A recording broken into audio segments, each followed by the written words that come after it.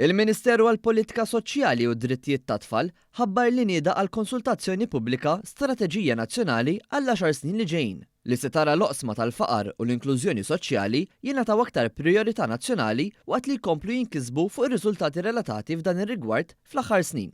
L-oqsma importanti li jiffoka fuqhom dan id-dokument huma l-għajnuna lil nies li jinsabu f'diffikultà biex ikunu jistgħu jaqilgħu aktar flus għal bżonnijiet bażiċi tagħhom, b'mod partikolari fis-saħħa u l-edukazzjoni.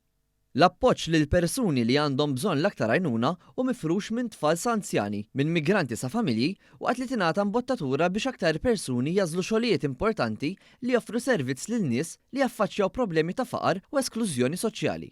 Il-kol flimkien, dawn l-azzjonijiet se jkunu qed jiservu bħala roadmap bejn il-gvern u bosta qdiet mhux governattivi biex jitkompla jitrażżan il-faqar f'pajjiżna. Fuq dan, il-Ministru responsabbli Michael Falzon spjega li din l-istrateġija hi kontinwazzjoni ta' dik li kien hemm qabel u se tkompli tara li l-faqar u l-esklużjoni soċjali f'pajjiżna jonqsu. Hija strateġija li tħares lejla 10 snin li ġejjin, kellmu strateġija kontra l-faqar u kontra l-esklużjoni soċjali, hija tkomplija ta' strateġija li kellna bejn l-2014 u l-2024. Strateġija li tat riżultati tajbin li naqqasna l-faqar sever, li naqqasna l-faqar materjali. U għet jitjaraw kol fiħdan ta' politika sħiħa ta' amministrazzjoni li temmen bis-serjetà li għandna dejjem nżidu l-investiment soċjali tagħna. Dik hija r-ruħ ta' kull politiku.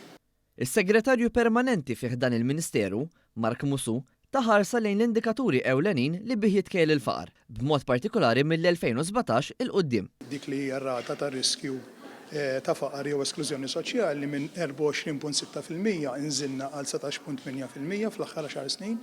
Semmejt ukoll li r-rata ta' deprivazzjoni materjali minn 20% niżlet għal 8% waqt li r-rata ta' ċaħda materjali severa minn iktar minn 10% issa niżlet għal inqas minn 4%. Il-Ministru temm jgħid li pajjiżna ra qabża sinifikanti l-qudiem fl-oqsma tal-faqar u l-inklussività meta mqabbel ma' 10 snin ilu. Llum nistgħu nitkellmu li jekk nitkellmu fuq dak li huwa severe material deprivation tajjeb illum għandna anqas minn terz jew terz ta' dak li kellna 10 snin ilu.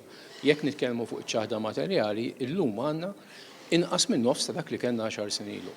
Jekk nitkellmu fuq in-nies li jiddependu fuq il-benefiċċji soċjali, illum għandna inqas minn nofs ta' dak li kellna 10 snin ilu. Riżultati pożittivi li jitkellmu waħedhom. Inħares il-qudiem illi anke taħt din il-policy l-ġdida l-10 snin li ġejjin pajjiżna jerġa' jagħmel l-istess suċċessi.